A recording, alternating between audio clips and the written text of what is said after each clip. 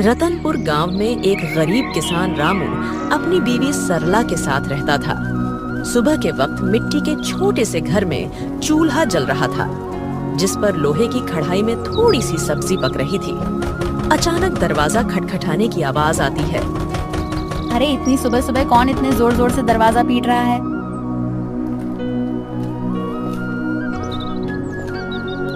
दरवाजा खोलते ही सेठ हरीलाल गुस्से में लाल पीला खड़ा था, जो कि बहुत लालची और चालबाज है।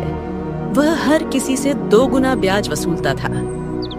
रामू, बहुत हो गया तेरा नाटक। मेरे पैसे कहाँ हैं? सेठ जी, कल ही तो मैंने आपको पूरी रकम दे दी थी और पूरा हिसाब पक्का कर दिया था, और मैंने आपके पुराने पैसे भी कब के लौटा दिए हैं। देर की वजह से तेरा ब्याज बढ़ गया है। अब वो उधार तुझे 5 गुना ब्याज के साथ लौटाना होगा। 5 गुना? सेठ जी, ये तो अन्याय है। मैंने मेहनत करके ब्याज सहित पूरे पैसे चुका दिए हैं। मैं गरीब आदमी इतना भारी ब्याज कैसे दे सकता हूँ? ज्यादा जुबान मत चला। अगर पैसा नहीं दिया ना तो तेरे घर का ताला तोड़कर बर्तन कपड़ा सब उठा ले जाऊंगा। तेरी बैलगाड़ी भी बेच दूंगा। सेठ जी, गरीब का खून चूसकर आपको क्या मिलेगा? हमारे साथ ऐसा मत करिए। इतना ज्यादा ब्याज मैं नहीं दे पाऊंगा। पैसे तो तुझे देने ही पड़ेंगे। देख लूंगा मैं तुझे। याद रखना रामू, हरीलाल से पंगा लेना आसान नहीं है। सेठ रामू को धमकाते हुए चला जाता है, लेकिन जाते जाते अपने नौकर को कहता है, इस गरीब भिखारी की इतनी मजाल, मुझे ना बोलकर इसने गलती कर दी। इसे तो सबक सिखाना पड़ेगा ताकि गांव में बाकी गरीब भी डर में रहे। आप बताइए, ये जिंदगी कब बदलेगी? रोज रोज 2 वक्त की रोटी के लिए जूझना पड़ता है। कभी मन करता है घर की टूटी छत ठीक करवा दूं, तो कभी सोचती हूँ कि हमारे पास भी अच्छे कपड़े हों, लेकिन लगता है किस्मत ने हमें बस तंगी ही दी है। मुझे पता है तुम्हें तकलीफ है, पर मैं क्या करूं? खेत छोटे हैं, बारिश वक्त पर नहीं होती, ऊपर से कर्ज का बोझ भी सर पर है। मैं दिन रात मेहनत करूं, तब हमारे हिस्से में यही नमक रोटी आती है। मेहनत? हाँ, मेहनत तो आप करते हैं, लेकिन भगवान हमारी सुनता ही कहाँ है। लगता है जैसे भाग्य ने हमें इस गरीबी में ही सड़ने के लिए भेजा है। सरला ने आह भरी और चुपचाप सब्जी पकाने लगी। कमरे में सन्नाटा था। रामू ने मन ही मन ठान लिया, आज खेत में चाहे जान निकल जाए, पर घर लौटकर कुछ ऐसा लाऊंगा जिससे सरला के चेहरे पर मुस्कान आ जाए। रामू को नहीं पता था कि आज का दिन उसकी जिंदगी की सबसे बड़ी कहानी की शुरुआत करने वाला है। सुबह के वक्त रामू खेत जाने के लिए घर से निकल रहा है। सुबह की हल्की हल्की धूप खेतों पर पड़ रही थी। सरला के मन में आज कुछ हलचल सी चल रही थी। रामू रोज गांव के बीच से होकर जाने वाला रास्ता मंदिर के पास से गुजरता था। रामू रोज इसी रास्ते से जाता था, क्योंकि यही सबसे छोटा और आसान रास्ता था। मंदिर में उस वक्त बस पुजारी ही थे जो सफाई कर रहे थे। प्रणाम पंडित जी, कैसे हैं आप? तबीयत ठीक है ना आपकी? हाँ बेटा, सब अच्छा है। भगवान का आशीर्वाद तुझ पर हमेशा बना रहे। पुजारी से बात करके रामू अपने खेत की तरफ निकल जाता है। उसी शाम गांव का सबसे अमीर सेठ हरीलाल अपने नौकर के साथ बैठा था। वह बहुत लालची और चालाक था। उसके मन में एक खतरनाक योजना पनप रही थी। सेठ हरीलाल अपने बड़े से घर में खाट पर बैठा पान चबा रहा था। पास में उसका नौकर कालू खड़ा था। अरे कालू सुन, मंदिर के गहनों को देखकर मेरा जी ललचा गया है। कल रात मंदिर में जो सोने चांदी के गहने हैं ना, वो मेरे घर में होने चाहिए। गांव वाले मेरी इज्जत करते हैं, लेकिन पैसा और बढ़ाना है मुझे। सेठ जी, पर यह तो पाप का काम होगा। भगवान के घर से गहने चुराना अच्छा नहीं लगेगा। अरे मूर्ख, भगवान को क्या जरूरत है गहनों की? उनका क्या होगा इनसे? असली भगवान तो पैसा है, और पैसा इंसान के हाथ में अच्छा लगता है। पर गांव वाले अगर उनको पता चल गया तो? बस यही तो मजा है। चोरी हम करेंगे और इल्जाम किसी और पर लगेगा। पता है किस पर? उस गरीब रामू पर। आज उसकी और उसकी बीवी की जुबान बहुत ज्यादा ही चल रही थी। रामू, वो तो रोज मंदिर के पास से ही अपने खेत के लिए जाता है ना? हाँ, हम इसी बात का फायदा उठाएंगे। सबको लगेगा कि उसी ने चोरी की। गांव वाले पहले ही उसे तिरछी नजरों से देखते हैं। बस आज रात ही हम अपना काम कर देंगे और सुबह हंगामा हो जाएगा। तू बस ये याद रख, कोई गलती नहीं होनी चाहिए। आधी रात को हम मंदिर में घुसेंगे, गहने उठाएंगे और अपने गोदाम में छुपा देंगे। सुबह मैं खुद शोर मचाऊंगा और रामू का नाम लूंगा। कालू डरते डरते सिर हिलाता है और अपने सेठ की बात मान लेता है। रात का समय था। गांव में हर तरफ सन्नाटा था। बस कहीं कहीं कुत्तों के भौंकने की आवाज आ रही थी। उस रात सेठ लालच में अंधा हो जाता है और इस घिनौनी साजिश को अंजाम देता है। अपने नौकर से मंदिर में चोरी करवाता है। पास ही अंधेरे में एक काली बिल्ली म्याऊं करके गुजर जाती है, जैसे वो इस पाप की गवाही दे रही हो। अगली सुबह गांव के बीचों बीच मंदिर के सामने एक भीड़ इकट्ठी हो गई थी। हर कोई जोर जोर से बातें कर रहा था। माहौल में घबराहट और गुस्से की गूंज थी। अरे यह क्या हो गया? मंदिर के सारे सोने के गहने रातों रात गायब हो गए। इतना बड़ा अपशकुन, भगवान के गहने चुरा ले गया कोई। ये तो बहुत बुरी बात है। इसी बीच रामू रोज की तरह खेत की तरफ जाने के लिए उसी रास्ते से गुजर रहा था। भीड़ देखकर वो रुक गया और पास आ गया। अरे क्या हो गया भाई लोग, इतनी सुबह सुबह ये भीड़ किस बात की है? अरे रामू, तूने सुना नहीं मंदिर में चोरी हो गई? भगवान के सारे गहने कोई उठा ले गया। रामू यह सुनकर चौंक जाता है। भीड़ में खड़ा सेठ, जो असल में चोरी किया था, वह बहुत मासूम बन रहा था। पंडित जी आप बताइए, कल रात तक तो गहने मंदिर में थे, फिर अचानक कौन ले गया? आप बताइए पंडित जी, क्या आपने मंदिर के आसपास किसी को आते जाते देखा है? आपको किसी पर शक है क्या? अरे मैंने देखा है रामू, रोज मंदिर के रास्ते से आना जाना करता है। सेठ जी, कल तक तो सब कुछ ठीक ठाक था। मंदिर के पास से तो कई लोग गुजरते हैं, लेकिन रोज सुबह सुबह खेत की तरफ जाने के लिए रामू इधर से निकलता है। मगर रामू ऐसा काम करेगा मुझे नहीं लगता। अरे पंडित जी, जमाना खराब है, आदमी की नीयत कब बदल जाए क्या पता। और वैसे भी जिसने किया है वो मुंह से कभी मानेगा नहीं। मैंने अपनी आंखों से देखा है। रात को जब मैं खेत की तरफ जा रहा था, रामू मंदिर के पास चुपके चुपके घूम रहा था। ये क्या कह रहे हो आप लोग? मैंने कोई चोरी नहीं की है। इतना बड़ा पाप मुझ पर मत डालो।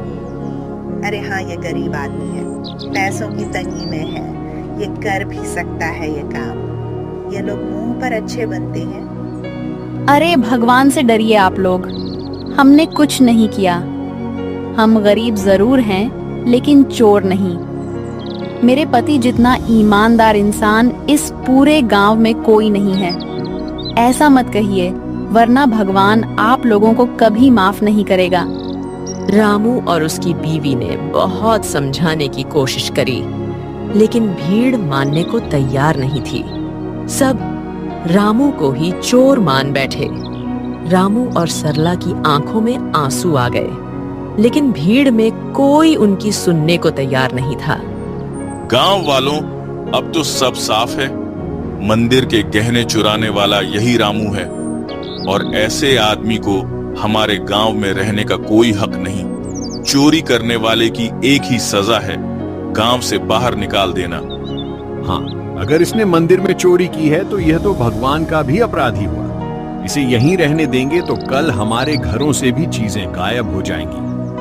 अरे आप सब क्यों नहीं समझते? मैं निर्दोष हूँ, मैंने कोई चोरी नहीं की। मैं तो रोज के जैसे अपने खेत जा रहा था। मुझ पर इतना बड़ा इल्जाम मत डालिए।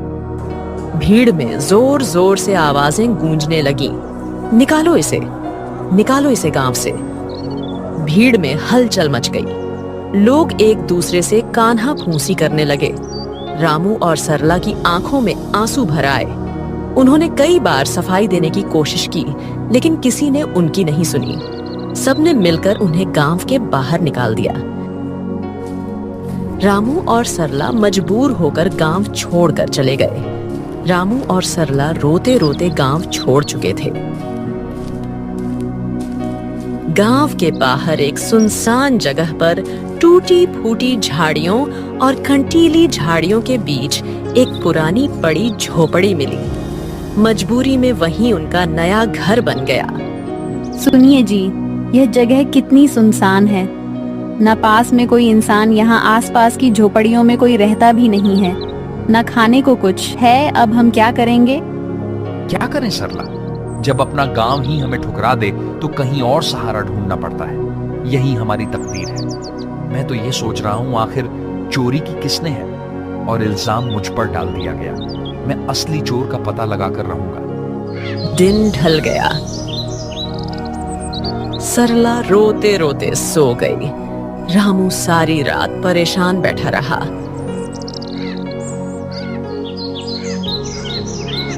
अगली सुबह जब रामू उठा तो उसने देखा कि सरला रो रो कर भूख से कमजोर हो गई है। सरला तुम यहीं रहो, मैं कुछ खाने के लिए लाता हूं, फिर अपने खेत जाऊंगा दूसरे गांव से होते हुए। तुम दरवाजा अंदर से बंद करके आराम करो। इतना कहकर रामू जंगल की ओर चल गया।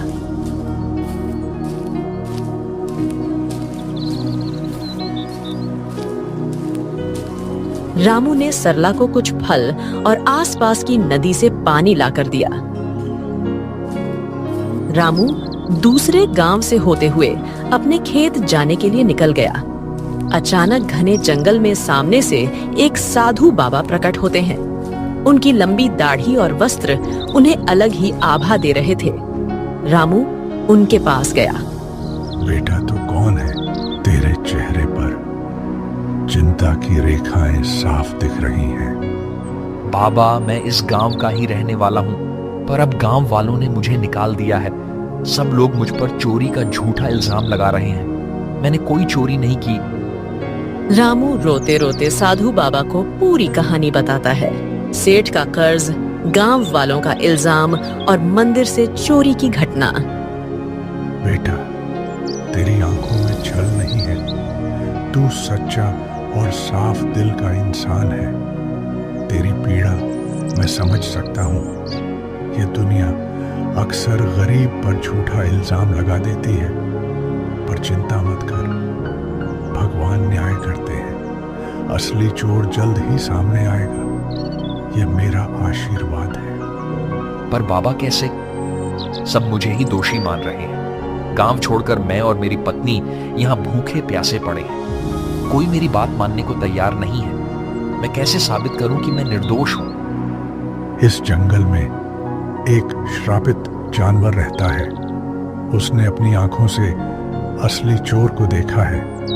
वही तुझे सच तक पहुंचने में मदद करेगा। पर ध्यान रहे, उस जानवर को ढूंढना आसान नहीं है। उसके पास जाना होगा, उसका विश्वास जीतना होगा, तभी वह तेरी मदद करेगा। श्रापित जानवर बाबा, वह कौन है? मैं उसे कैसे ढूंढूं? यहाँ जंगल में तो बहुत से जानवर हैं। वह एक श्रापित काली बिल्ली है। सच यह है कि उसकी आंखों ने वह दृश्य देखा है जो किसी और ने नहीं देखा। जा बेटा, उस जानवर को ढूंढ और उससे मदद मांग। वो बिल्ली तेरी जिंदगी बदल देगी। भगवान तेरा साथ देंगे। जा बेटा, सत्य की शक्ति तेरे साथ है। साधु बाबा रामू को आशीर्वाद देकर अचानक गायब हो गए। रामू समझ गया था कि यह भगवान की लीला है। रामू तुरंत ही बाबा के बताए अनुसार उस बिल्ली को ढूंढने के लिए निकल गया। जंगल का सन्नाटा, पत्तों की सरसराहट। रामू थका हारा, भूखा प्यासा, उम्मीद के सहारे इधर उधर भटक रहा था। उसने पूरा जंगल छान मारा, पर उसे वो काली बिल्ली कहीं नहीं मिली। दिन ढलने को आया। रामू अब निराश होकर अपनी झोपड़ी की तरफ जा रहा था। अचानक तभी उसकी नजर एक काली बिल्ली पर पड़ी। बिल्ली की चमकती आंखें दो अंगारों जैसी दिखाई दे रही थीं। ओ बिल्ली रानी, क्या तुम वही हो जिसके बारे में साधु बाबा ने कहा था? क्या तुमने उस रात देखा था? असली चोर कौन है?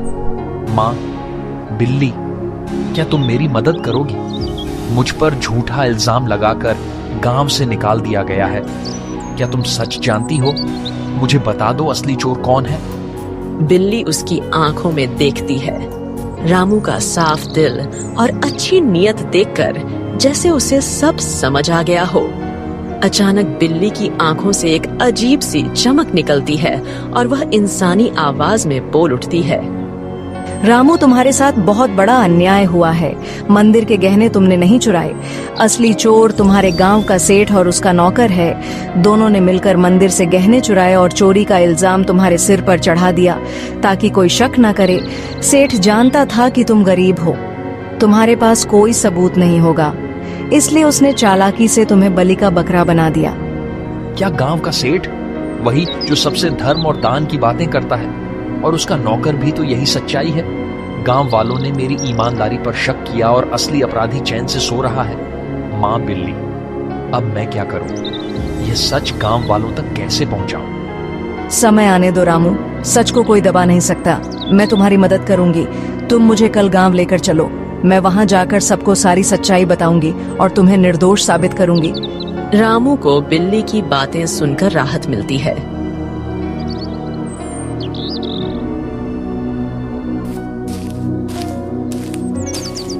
वह घर जाकर सरला को पूरी बात बताता है।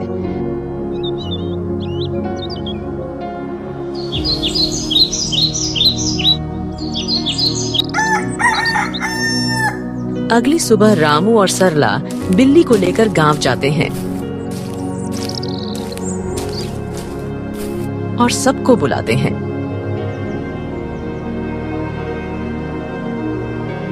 गांव वालों, आप सबने मुझे चोर बोलकर गांव से निकाल दिया था, पर असली चोर अभी भी गांव में ही बैठा है। आज मेरे पास एक गवाह है जो मुझे निर्दोष साबित करेगा। गांव वालों सुनो, असली चोर रामू नहीं है। मैंने अपनी आंखों से देखा है। मंदिर के गहने सेठ और उसके नौकर ने मिलकर चुराए हैं। अगर तुम्हें यकीन नहीं होता तो सेठ के घर जाकर देखो, मंदिर के गहने वहीं मिलेंगे। अरे, यह बिल्ली बोल कैसे रही है? चलो हम जाकर देखते हैं सेठ के घर गहने हैं या नहीं। वैसे भी सेठ ही हमें हमेशा धोखा देता रहा है। बिल्ली को बोलता देख सब चौंक जाते हैं और गांव के कुछ लोग सेठ के घर जाते हैं। उनको गहने सेठ के घर में मिल जाते हैं। अब पूरे गांव में बातें होने लगीं। सेठ चोर है, सेठ चोर है, सब बोलने लगे। सेठ ने चालाकी से अपने नौकर को इशारा करा और सारा इल्जाम नौकर पर डाल दिया। अरे नहीं नहीं, मैं चोर नहीं हूँ। ये सब मेरे नौकर की करतूत है। उसने ही चोरी की है। मैं तो खुद हैरान हूँ। झूठ मत बोलिए सेठ जी, आप सबसे ब्याज में 4 गुना पैसे वसूलते हो, अब चोरी भी करवा रहे हो। ठीक है, अगर तुम सब कहते हो तो इस नौकर को सजा मैं दूंगा, क्योंकि यही असली चोर है। मुझे इस बारे में कुछ नहीं पता था।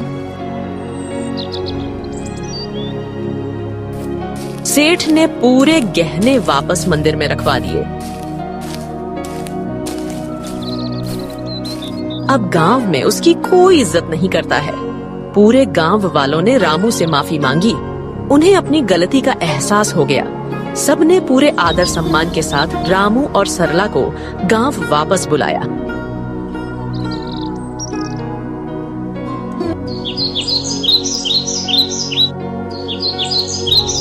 रामू और उसकी पत्नी सरला अब वापस अपने घर आ गए थे।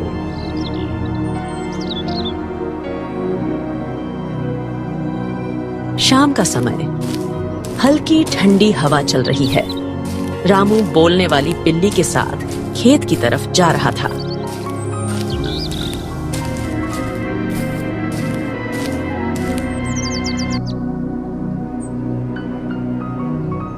माँ बिल्ली, आज अगर तुम ना होती तो मेरी जिंदगी बर्बाद हो जाती। तुम्हारे ही कारण ही मुझे इज्जत वापस मिली। तुम्हारा बहुत बहुत धन्यवाद। रामू, अब मुझे तुमसे एक आखिरी बात कहनी है। अचानक तेज रोशनी बिल्ली के चारों ओर फैलने लगती है। बिल्ली चमकने लगती है और पल भर में वह एक सुंदर अप्सरा में बदल जाती है। रामू आश्चर्य से पीछे हट जाता है। अरे ये क्या हुआ? तुम अचानक अप्सरा कैसे बन गई? कौन हो तुम? हाँ रामू, मैं एक अप्सरा ही हूँ। मुझे स्वर्ग से श्राप मिला था। मैं इस श्राप से मुक्त होने के लिए ही धरती पर आई थी। जब तक मैं धरती पर किसी सच्चे और भले इंसान की मदद नहीं करती, तब तक मैं इस बिल्ली के रूप में ही रहती। तुम एक सच्चे और ईमानदार इंसान हो, इसलिए तुम्हें बचाकर मैंने भी अपना श्राप तोड़ दिया। अब मुझे मुक्ति मिल चुकी है। तुम्हारी ईमानदारी और भलाई ने मुझे श्राप से मुक्त कर दिया है। तुम्हारा बहुत बहुत धन्यवाद रामू। मैं बहुत खुश हूँ। मैं तुम्हें वरदान देना चाहती हूँ। तुम्हें जो चाहिए बेझिझक कहो। रामू की आंखों में चमक आ जाती है। वह भावुक होकर अप्सरा को प्रणाम करता है। देवी, मेरी जिंदगी गरीबी से घिरी हुई है। मैं दिन रात खेतों में मेहनत करता हूँ, मगर फसल कभी अच्छी नहीं होती। ऊपर से कर्ज का बोझ है। मेरे परिवार के लिए 2 वक्त की रोटी जुटाना भी मुश्किल हो जाता है। रामू, मैं तुम्हें वरदान देती हूँ। तुम्हारी परेशानी अब समाप्त होगी। जंगल के बीच में एक लाल फूल के पौधे के पास एक चमत्कारी फल का पेड़ है। वह पेड़ स्वर्ग से आया है। उस पेड़ का फल सिर्फ ईमानदार इंसान ही खा सकता है। तुम वहां जाओ और वह फल खाओ। तुम्हारे खेतों में समृद्धि होगी, कर्ज मिट जाएगा और जीवन खुशहाल हो जाएगा। बस याद रखना, तुम हमेशा इसे ही रहमदिल रहना, वरना तुम्हारी जिंदगी वापस वैसे ही हो जाएगी। सुखी रहो रामू। अब मैं चलती हूँ, अपना ख्याल रखना। रामू को वरदान देकर अप्सरा अचानक गायब हो जाती है।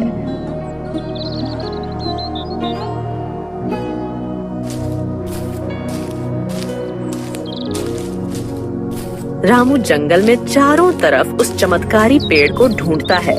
सूरज ढलने को होता है। थका हारा रामू अचानक लाल फूल के पौधे को देख लेता है। रामू धीरे धीरे आगे बढ़ता है और देखता है कि पौधे के पीछे एक सुंदर चमकदार पेड़ खड़ा है। पेड़ की टहनियों पर सुनहरे फल चमक रहे हैं। रामू श्रद्धा से पेड़ के पास जाता है। पेड़ देवता, मुझे अप्सरा ने आपके पास भेजा है। मैं गरीब किसान रामू हूँ। क्या मैं आपके फल खा सकता हूँ? अचानक पेड़ से आवाज आई। रामू, मुझे सब पता है। तुम सच्चे और भले इंसान हो, इसीलिए अप्सरा ने तुम्हें यहाँ तक पहुँचाया है। तुम मेरा एक फल खा लो, तुम्हारी सारी परेशानियां मिट जाएंगी और तुम्हारा जीवन खुशहाल हो जाएगा।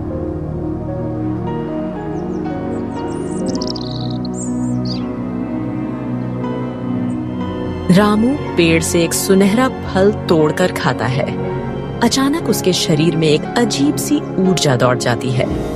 वह पेड़ को धन्यवाद करके अपने घर की ओर निकल जाता है। और जैसे ही वह घर के पास पहुंचता है, उसकी झोपड़ी एक सुंदर बड़ा आलीशान घर में बदल जाती है। रामू दंग रह जाता है। उसकी पत्नी बाहर आकर चौंक जाती। अरे सुनिए, ये क्या हो गया? हमारी झोपड़ी कहाँ गई? इतना बड़ा घर कैसे बन गया? क्या यह घर हमारा है? हाँ प्रिय, ये सब भगवान की कृपा है। जंगल में मुझे एक अप्सरा मिली। उसने मुझे चमत्कारी पेड़ का रास्ता बताया। उस पेड़ ने मुझे फल दिया और जैसे ही मैंने खाया, हमारी किस्मत बदल गई। रामू ने सरला को उस स्वर्ग से आई श्रापित बिल्ली की पूरी कहानी बताई। इतने सालों की गरीबी के बाद अब हमारी जिंदगी बदल गई। भगवान का बहुत बहुत धन्यवाद। हाँ, मगर याद रखना, ये चमत्कार हमें सिर्फ इसलिए मिला है क्योंकि हमने कभी बेईमानी नहीं की। ये वरदान हमें हमारी मेहनत और ईमानदारी की वजह से मिला है।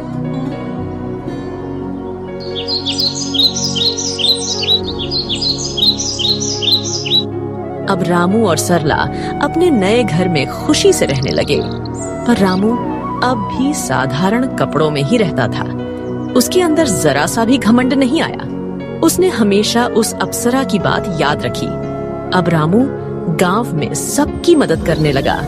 उसके घर में हमेशा अनाज भरा रहता था और मेहमानों के लिए दरवाजे खुले रहते थे। वह गांव के सारे जरूरतमंद लोगों को अनाज बांटता था। सारे गांव में रामू की बातें होने लगी। हर कोई अब रामू की बहुत इज्जत करने लगा था। एक दिन गांव वालों को रामू की तारीफ करते सेठ हरिलाल ने सुन लिया। यह सब देख हरिलाल को जलन होने लगी। ये सब दिखावा है। कोई इतना अमीर अचानक कैसे हो सकता है? जरूर इसके पीछे कोई बड़ा राज है। अगर यह ऐसे ही अमीर होता रहा तो गांव में मेरी इज्जत तो मिट्टी में मिल जाएगी। अबे कालू सुन, तू जरा रामू पर नजर रख और पता कर कि इसके पास दौलत आने का असली राज क्या है। उसी दिन से सेठ का नौकर रामू पर नजर रखने लगा।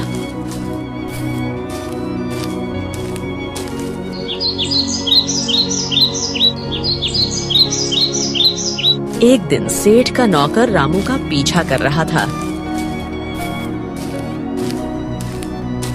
उसने देखा कि रामू जंगल में जाकर उस चमत्कारी पेड़ से बात कर रहा है।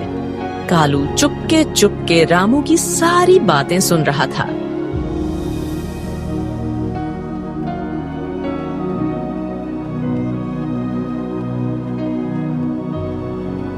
सेठ जी, मैंने सब देख लिया, सब पता कर लिया।